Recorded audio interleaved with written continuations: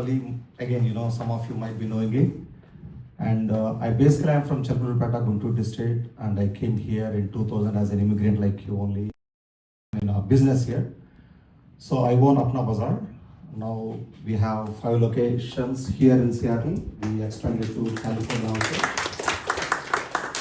And local, and a couple of Dairy Queens here in Sammamish and Kent area. So that's my business background. Just to give you an idea how I came up is just an opportunity. I saw that there is an opportunity when I was looking for something in 2004, 2005 time. Then I saw, there's a big gap in the market. So that's how I get into this business. I started with one in the Bellevue, then I slowly expanded it. Now, total I have like 6 stores. By the way, it's not just 100% owned by me. I have the partners also. So as I'm a first generation immigrant here, it's not possible to open my own store, to bring such a big investment and to run 365 days every day. So because I have family, I have to go back to India, I have to travel, I have to take vacations and all those things. That's why you need to have partners.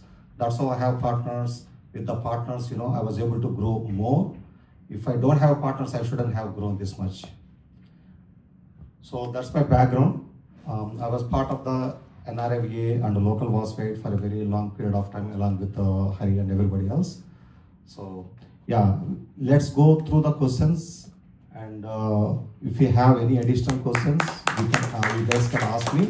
There's a long way to go. It's not just half an hour, it can finish. What are the questions you have? I'm available anytime. My phone number is there. I'm part of the group. You guys can ask anytime any questions. I'm very excited to help you out. I want our community to grow and start something else, not just the job. Everybody has to have some kind of a side gig, a business or something else, I'm not saying wrong with the stock market. Stock market is good, but don't depend on that one, okay? There is more better way than doing that. I see the people, lot of people lose the money. Next 4 years, here, so you can say. Rama is not here, you can say. Yeah, but thank you so much, brother. Hari garu and Srinivas garu, మీరు community కి చాలా help చేస్తున్నారు with the groceries and restaurants and bringing all authentic food and authentic vegetables to the family to feel like we are in a same home. Okay, so I have a couple of questions. During the registration people entered. So the basic question usually everybody is thinking I'm on H1 or H4 EAD. How can I start and where to start? What are the logistics actually? Yeah, if one of you can address these questions, that would be very helpful. Yeah. Okay, so those are the legal questions. Better to talk is the lawyer, but as per my knowledge, when I started my business, I have the EAD. So I know that I cannot able to do that with the H1. H1 you can do, but you cannot be operational. You have to be like an investor. Same way like a stock market. As a H1, you can buy a stock market. You are taking a, what you call a partnership or something like with the company. You are a shareholder of the company. So same thing like in the business. You can invest into anywhere else, but you cannot operationally involved. Okay, but you can do. Nobody will come and check it out, but you can do that. But you have to have a right partner who is legally as a EAD or a green card, who is there on the main papers. Otherwise, you can do that. But I would suggest EAD, if not, if you want to start early, start with H1 also with a good partners. Okay? Yeah, thank you. Yeah, Hari Annagu, food business, let's say how you plan, how did you come up with this idea, and what are the challenges and the capex or apex and all those things. Especially for the food business, challenges wise, as you know that chef is a king over there, right? He can leave. Can you run the show without him? So, again, how much hold on the chef that you have? If you do not have it, then it will be tough. You are keep on changing the chef, and you need to maintain the consistency with the business, right? So, as you know that Ruchi is famous for biryanis and chicken 65 and veg 65. You have to maintain the same quality, otherwise people will not trust you guys, right? So that's why people come with the expectations.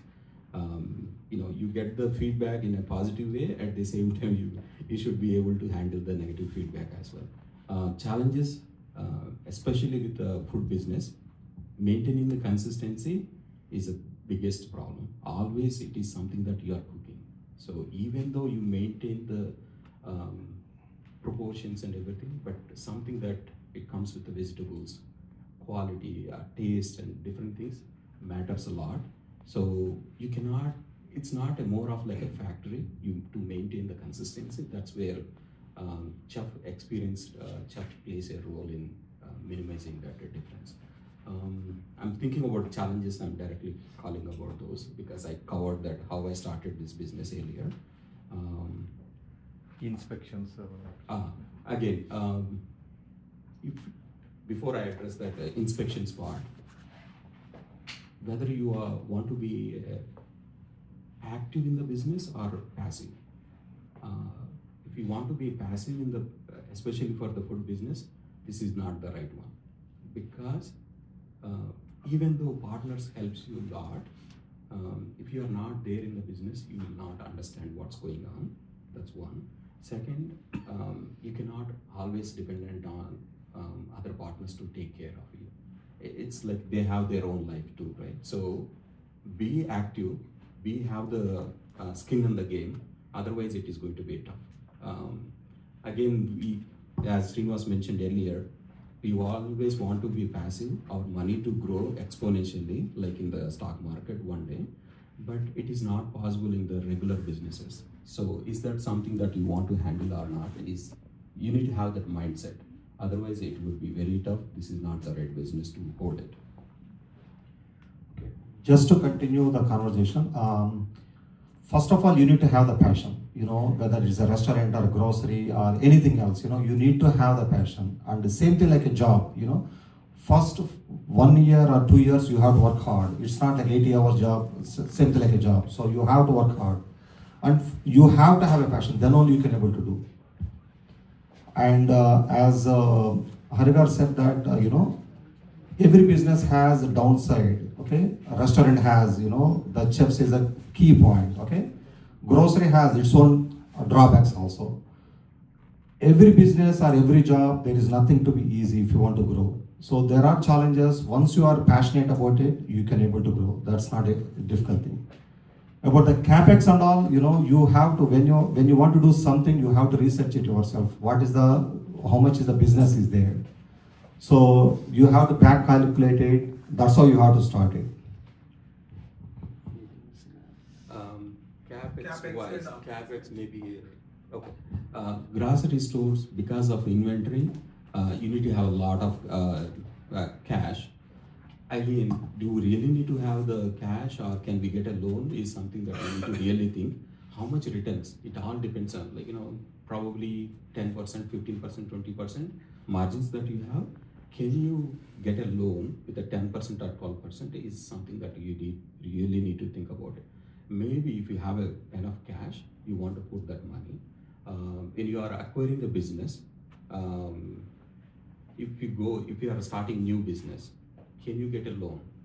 Maybe it would be tough, right? So that's why for our 2 restaurants, we invested our own money into that. Because one way is you are getting the returns for your own money. Second, you are not dependent on bank to control your business. Yeah. Continue that conversation. Initially, you may not get a loan because you are a new, either any business you are starting it, bank will ask you, what you have. They want something kind of a lien on the money, whatever you are borrowing. So same thing, initially I have to put my own money 100% to start this business. Once I establish, once I show the numbers, then only the bank will give more loan. Otherwise, don't expect initially you will get a loan. Unless you have properties or cash or something, against you want to get a loan, yes, you can get a loan. Otherwise, initially it won't be. It's not possible. Start with small. Wherever you are doing it, starts with small. Have partners, good partners. You need to vet those partners first, I have bad experience with the partners also. So, but I learned from that mistake and I was able to grow. The partners, even the starting of my career itself, I started with the partners, me and somebody else, they screwed up. So then what we decided, instead of that one, fighting that guy did, cheating and all those things, just forget about this thing. Whatever is happened yesterday, just forget about it. Start a new slate. There is an opportunity is there, even though he screwed up, but still there is an opportunity. Then we work hard and, we bring it back to the business. Thank you so much, Anna. Yeah. So the next question, Mike. So since you already covered for the partners, so I'm not going to bring the same question. So, but there's another question from the audience, like, how to deal or like, find the deals with the wholesaler or distributors to expand your business. When you are in the business, you will find or you have to go and research it. There are certain distributors will be there. They are very limited in the grocery business. They are very, very limited. So you just have to networking, where there are food shows that happens in the US and anywhere in the world also. I travel a lot, for those food shows and all. Initially I don't know, I just focusing on the business. But later on I heard that, there's a food shows goes on, what's going on, what is the trend and all. That's how I go on to network with the people. That's how I get the connections. That's how I know the people. Like, there are a lot of distributors out there. Sometimes you may not be knowing it. That's how I connect the people. It's not that difficult. Once you are in the business, there are most of the time they come and approach you. They want to sell their products. They come and approach you. That's not a big deal. Okay, thank you.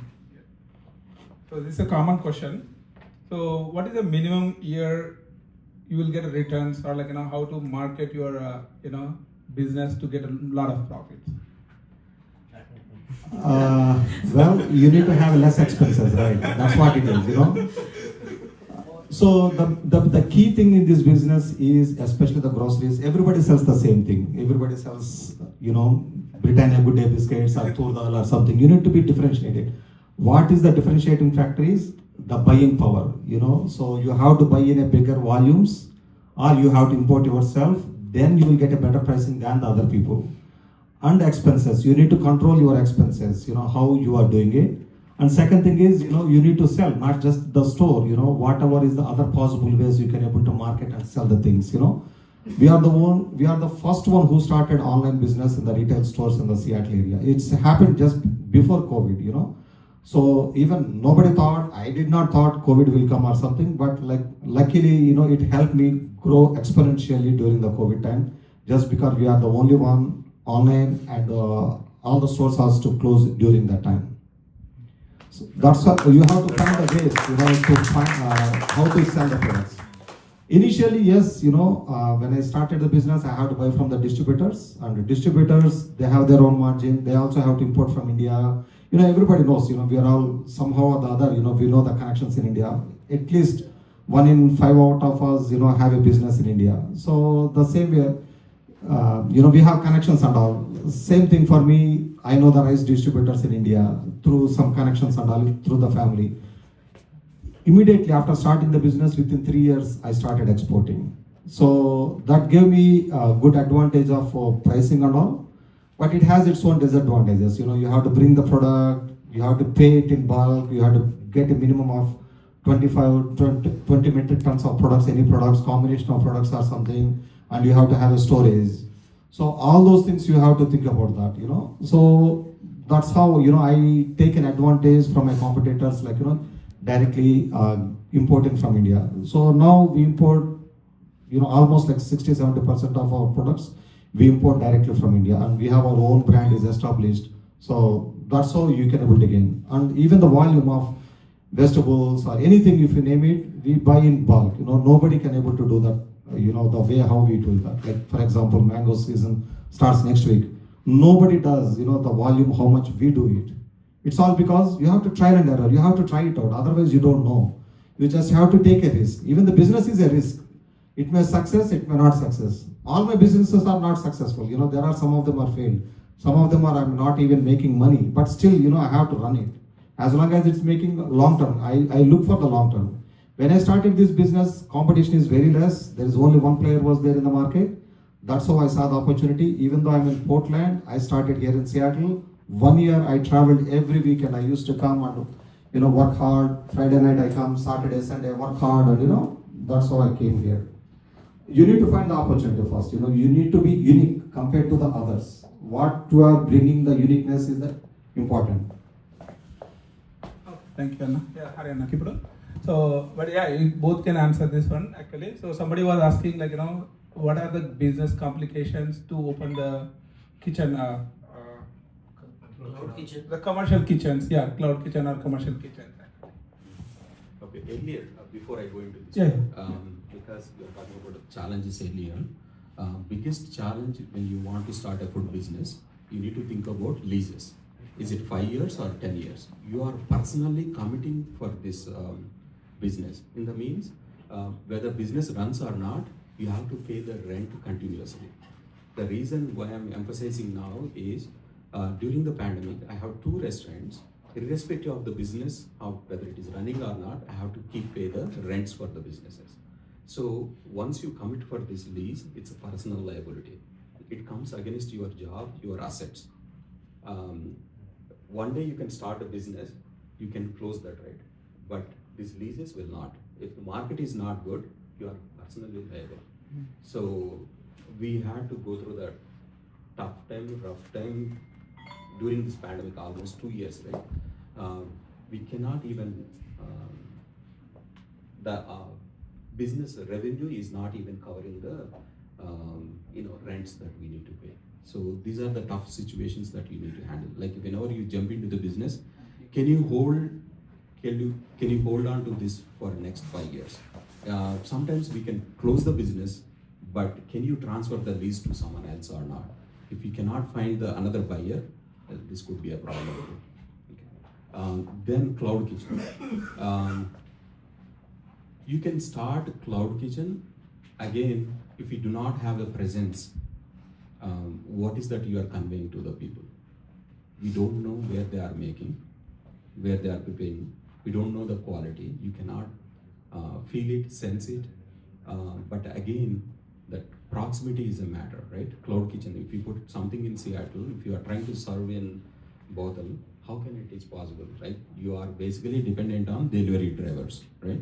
So you need to look out whether the cloud kitchen is there in the central location where you can serve all your customers. So I will answer this question in a different way. So anybody wants to start a restaurant business is very easy. So the easiest part is like getting into the cloud kitchen. Yes, you can test the market, The cloud kitchens are being more popular since COVID time. Before that are also there. There are kitchens where you can able to rent some space and you can try out the food products. So restaurant is that's one good advantage. I see, we are not only just the retail store. As I said, you have to find the different avenue. We do supply to most of the Indian restaurants in the Seattle area. So, lot of people, lot of small, innovators who wants to try, they don't want to take the 5-year lease. Minimum here, they expect you to get into a 5-year lease. So otherwise landlord won't give you. Why do they want to give you 1 year and they have to find somebody else, that's why they don't do that. So 2 different ways, if you want to try the food industry. One is food trucks, second is the cloud kitchen. Cloud kitchen, maximum you can take 1 year lease. It's a small space they give, it's a manageable rent. Either you want to cook or you want to bring a chef and you can try it out your food, how it is working out. If it is working out, good. And where the food is going, based upon that one, you can start your own restaurant in that area. That is one good thing. So, but the grocery store is another thing. It's a big animal. It's a big elephant. You have to have a big space. The more big space, the more products you can carry it. So it has its own advantages and disadvantages. But the margins more are in restaurants compared to grocery store. Yes, grocery store is a long term. You can get the long term profits. Yes, both are good. One is long term, one is the short term. You can get the money.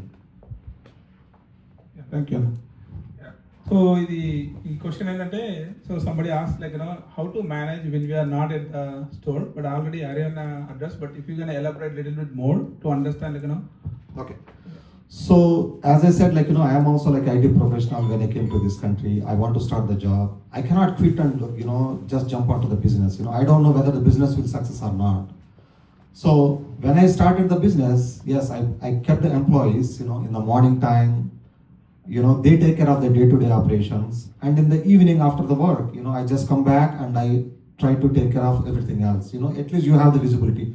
Yes, morning time, how do you trust the people? You have to trust the people here. There is, some kind of loss will be there, but at least still you have to trust. Otherwise, you won't grow. If you are stuck with that, oh, what happens? They may steal or they may take this money, that money. You cannot able to start a business. Those are all the small things. You have a cameras, and most of the payments are going to happening through the credit card. There is cash is very less, tax and food and all, or they may take some food back their home, hiding somewhere.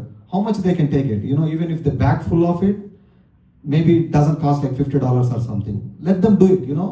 If they are doing repeatedly, we can caught one day easily. We can caught, and not just a cashier, right? There are a bunch of people are working. You need to have the people who is talking in the back.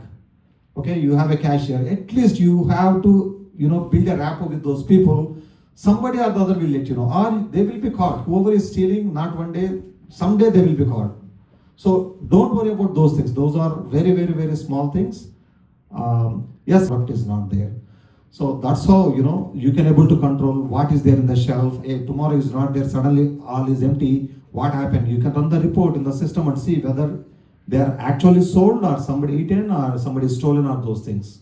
But don't think those things, but once you keep on going, run regularly, you are there, you can control all those things. It's not a big problem. You want to add any? I think he covered pretty much. Okay. Thank you. Yeah.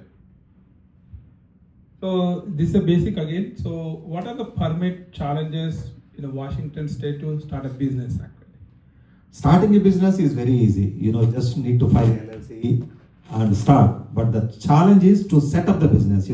Once you take the lease, then you have to build up the space. That is where the biggest challenge is. That takes at least a year to 2 years. I recently expanded my location in Samamish. That took almost 2.5 years. City is very tough over there. You should have taken one, but because I'm shifting my existing location to the next door and remodeling. That 1 year is part of mine, but at least 1.5 year it takes. Even in my Redmond store, I opened 3 years ago. It took 1.5 year. So setting up a store, it takes quite a lot of time because they look into all kinds of architectural diagrams, general contractors, electrical, so many things they look into that. So when you are starting something, start with an existing business. Either buy an existing business or buy an existing restaurant. That's easier than setting up the new one. It takes a lot of time and lot of money for you. Yes, it is taking 1 year. How about the rent and all? You can negotiate with the landlord. Most of the time they consider based upon how you present it. They usually give some time. If it is taking 1 year, they may say, hey, maybe I will give you 6 months of free rent. Okay, you absorb another 6 months of free rent. So you need to negotiate. If you are convincing them, saying that, hey, it's not my problem. We are trying hard, whatever it is possible. But the city was asking, architectural diagram, and they are asking to revise this thing. HVAC is bad or AC is bad. You can go back and talk to the landlord. Most of the landlords, they cooperate. There are some people will be there, they don't, but it's not bad idea. Even if they give 1 month or 2 months extra, that's a beneficial. Yes, any business if you start, most of the landlords, they give a free rent. But when you buy a business or taking over an existing lease, they may not give, but at least, when you are starting a new one, they definitely give. But city-wise and all, yes, setting up a new one, it takes quite a lot of time. I won't recommend unless you are a sure shot. There is a business is there, you can, it takes within a given period of time. You never know, even the general contractors will say it takes 6 months or 1 year. But it never happens, it always extends. Either you are changing your mind, you want to change this thing or that thing. It takes time. Yeah, thank you. Sorry. So మీరు అన్ని బాగా చెప్పారు. Correct గా మీరు ఏంటంటే అన్ని market research చేయమని చెప్పారు కదా. ఈ అసెస్మెంట్ అంటే how to way to start this assessment and way to find what is the right business I can start actually. You never know. You need to be passionate about something. You have to passionate about either grocery store or a restaurant or simple thing your family members have some kind of a business in India where you have knowledge about that one. For example, let's say your family members has a rice mill in India. or a dal mill in India, something like that one. You can plan it as an export business of that one. There are so many stores are there. Maybe you can be a distributor. You can bring the rice. You can check with the stores, and you can able to supply those things. So it's not just only these things. Think about that, like what your family has the business, what they are successful about, or your relatives, who has the business in India. Get the knowledge, you should have. If your family has a business, you will have a knowledge. You can able to grab it from your parents or your brothers or somebody other that they will be giving the knowledge. That's the quickest way to start. Otherwise, brand new means it takes quite a lot of time. So that's where I would like to start. Second thing is, if you don't know anything, just research it on the same thing. Go and work at a place. Either you want to work or put your wife, Another bad thing is, especially the Telugu community people, they don't come forward. Either H4B or dependent people, they are sitting at home, but they don't come and work. But if you see my stores, a lot of them are North Indians. They come and work. They learn it, and they learn it, and they try to do some other business. I see the people, whoever is come, the ladies from, either from North India or something, they learn it. Once they come, not just the money, they try to learn it, they go and start something else. That's so, we need to be always, try it out. You don't need to be shy, you don't need to be shy at all. Even today when I go to the store, you might be seeing me stocking something or cleaning something or something. You shouldn't be hesitating that one. That's your business. You have to do that. It's same thing like your home. When you are at home, it's not like, somebody else should be doing everything. You also have to help. And you are the first generation. You don't have any brothers or sisters. When you are not here, you are out of town, they cannot come and help you. So you have to be there. In order to motivate the people, your staff, you should be working here too. It's not like in India, you can just, you can say harsh words, hey, chera ante jese. You have to show that, hey, see, the owner is working, why cannot we work? That's how you have to show the motivation to the other people as well. Otherwise, they don't respect, money you are giving, other people are also giving, they can go out and they can also get the same money. Why do they have to work for you? Why do they have to stick with you? I have the people who have been working for 15 years, a lot of them. So it's all, you have to build a relationship. It's not just, oh, I'm giving the salary, they have to stay. No, it doesn't work like that in America. Thank you. Haryana, Mirana, add points additional? Yeah.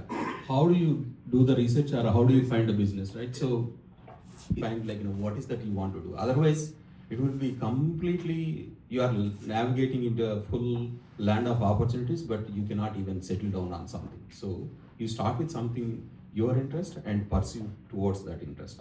Otherwise, don't think like you are an investor. There are so many opportunities are there to invest. Again, you have to spend so much time for that research, right? So it's like, where do you start is all by your interest and passion. Okay, thank you. I will give a pass to my question. Follow-up question on that. Yeah, so quick thought, all right.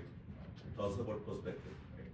One is, when we talk about big businesses, there is always a perception. When I say big businesses, standard businesses, like say restaurant, grocery store and all that, you always feel like you're surrounded by big sharks.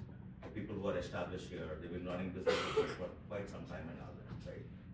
So if you were to share, what's a complementary business that people can think about in this competitive market, where big people are present, right? What would be your guidance around, what are those businesses people can think about that way, probably niche, at the same time it also can complement, people like you. As I gave you one of the example is, the complementary products, if you have somebody in the back in India, like rice mills or dal mills, or mangoes or something or other, those are the complementary products. Like you can able to give and serve it to everybody. Those are the things, you need to think about that. There is another good opportunity is, some of you might have a background in the India as a gold business, right? There's a big opportunity. I was been watching, there's a new store open, Tanishq, you know that, right? So I lost that opportunity 3 years ago. I was been asked to open here. I was kind of scared. Same thing. I don't know that business. So I had wrong expectations. Same thing, like, double-minded. I didn't take a risk, but I lose the opportunity. I go and every other month and try to look into the store. I feel more bad and bad. Yesterday, I have another business colleague came, he is the one who recommended me. He came from India, he's visiting, and he saw, I took him over there. He has like 5 Tanishq stores in India. He's been pushing me a lot 3 years ago. Now when he saw that one, Srini, you missed out the opportunity, the best opportunity, after seeing that one. So it's the same thing, you need to find out, first you need to find out what is your strength in the back, what is your family business, or what your cousins are doing it. Nobody will teach you the business, okay? You have to research yourself. You have to find the ways. That's how it is. Thank you. But at least, when I started the business, nobody able to tell me. So I worked from the ground up, that's how I started. Now at least you have an opportunity, Harigaru and we are there. Anytime, any day you can ask the questions, we can help you out. Thank you. So anybody have any questions? I will give a question to break to my question. So maybe I can give you yeah. So you talked about partners. I think finding great partners is the first step, right? You talked about partners, right? So you also had some experience learning from a bad partner. So if we want assume that most of us are in H1B visa and we're not eligible for starting our operation, participating in the businesses. So how do we find, maybe if you have any inputs to how do we find the right partners? Maybe what are the qualities that you look in a partner that would help us? Start with mine. Usually we start with friends and families, right? Before you start business, friends are very good. When it comes to a business, everybody has their own ideas. You need to, first thing that we look into any work environment is somebody is collaborative or not. Somebody can listen your feedback to what you are giving, the input to the table. If you don't have that person in mind, don't start a business with that person. I had multiple experiences. One guy after starting the business, he is a main core guy. He had experience better than the rest of the person. But he says always, it's my way or highway kind of thing. So he started the business. He frustrated with the chef. He kicked out the one of the food item. Everything fell out. And chef also scared and he went away. And we don't have an experienced person in the partner and as well as chef. How can we deal with that? We have to step into the business and ground up, and we have to learn so many things on the fly and make sure that operations are smooth. And at the same time, this is everything inside happening inside the restaurant. You should not show that emotion, everything to the customers, right? So these kind of challenges will come into picture. So we always think that friends are good, but at the cost of what? Are you going to lose the friend or not, right? These are the things important. So many other friends come and ask me, this is in my mind, whether I want to lose that friendship with that person or not. That's why I don't start business with the friends. For some other business. For the other ones, where you are leading on experience, set the expectations ahead of the time. So those are called operating agreements. So that's how you can minimize. Again, I did the couple of blunder mistakes, not in one restaurant, and I repeated in the same other one also. Without having the operating agreement, we started business. Things can go wrong at any point, right? We don't have any way to kick the other person out. So one way is operating agreement. Everybody signs those. If those are not meeting, you can kick the other person out. Okay, coming back to giving my experience of it, as I told you when I started the business, the first partner itself is screwed up. I mean, his intention is good, but he's not a hard-working guy. And he's took it like take it easy. He thinks like, open the business, customers will come, money will flow, something like that expectation. It doesn't work like that, So that's how his mentality, and when we started, it doesn't grow. So we openly talked to the guy, hey, things are not working. Every month we are putting more and more money. Either we have to sell it out, or you take it, or I take it. So that time I have a grocery store and a restaurant back in 2005. Then we decided, okay, he also agreed, okay, let's split the things, Then he gave me the option. I took the grocery and he took the restaurant. I know how hard is the restaurant. Those days, I don't want to take a restaurant because I don't have any experience. So, as Harigar said, let's not have friends and family as a first choice, as a partner. So unnecessarily relations will spoil with the friends and family. That is the only reason I'm suggesting.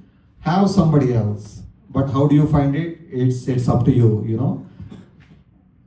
Somebody who is passionate about that one, you know, not just putting the money or give me the returns or something. Somebody should be involving in the business. Then only both will success. That is the best way, you know. You need to go for it, you know. So it's a tricky question, you know. How to find a partner means, you know, you have to have the instincts, you know. Even my partners, you will be surprised. I don't even know right now existing my partners. I don't even know before when I started. The guy who screwed up, he brought the other two partners into this business. Then we ended up like, you know, 5 people in these 2 business, grocery store and the restaurant. Somehow the other 2 partners, we were able to be together stronger than the other guy. So we told him, you know, it's not kick him out or anything. We decided, hey, it's not working out. One group of people came my side, another group of people came to his side, and that's how we split it. Then over a period of time, it's like a marriage, you know, over a period of time, you need to understand. Even my first, you know, when I started, I have another set of people who are the partners with me. When we started, it's again, you know, you need to understand each other, you know, what is their core strengths, each one of them. We need to learn, we need to identify, make sure, you know, you draw the lines, hey, one should be doing the operations, one should be doing the finance, one should be doing, you know, hiring, something like that. You need to create the boundaries, hey, not step into other. Yes, you need to discuss, but let the other person to take the decision. That's how we divided the work, that's how less conflicts. Again, there are, you know, high level, there are some conflicts happens, you know, we let it go. You know, we're all educated, you know, nobody was caring about immediate money. We are all looking for the long-term growth. So those are the things, you know, there are small things comes always. We need to let it go. You know, you just don't wait for pennies and all those things. Somebody may take, you know, extra something, groceries, or somebody will take less groceries or more groceries. Those are small things, you know, you need to look for the bigger picture. How you can grow. Otherwise, if I look into all those things, small things, I shouldn't be growing like this one. So you need to understand each other. As long as, you know, not too much big difference, you should be fine. Thank you so much, Anna. Oh, you have a question? Yeah, no. Okay. If anybody has any other questions? I was just asking how many are actually in this room, how many are H1Bs versus any other status? That is not. Okay. It's not good. Yeah, it's possible.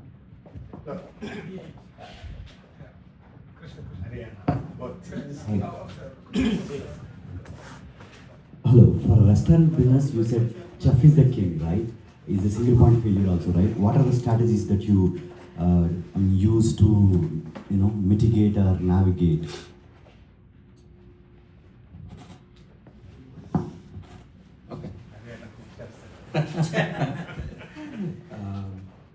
We'll apply multiple things, like, you know, in our technical industry, we say that golden handcuffs, right? When it comes to apply that terminology back to the chef, more salary, give a stake in the business, try to maintain that balance of, you know, build the relationship. Without relationship, the person can walk away. Somebody else can offer more salary, that person can go away. You need to build that bonding relationship. Irrespective of all this, sometimes chef will do. And, you know, forum like this, I don't want to talk, but chefs may not have the valid visas. So how do you handle them? You cannot even put an agreement with that person, right? Again, this is at will business, like, you know, jobs, right? Even if you hire the proper, so it's tough. Like, you cannot hold anybody more than 2 weeks, right? Even with a formal.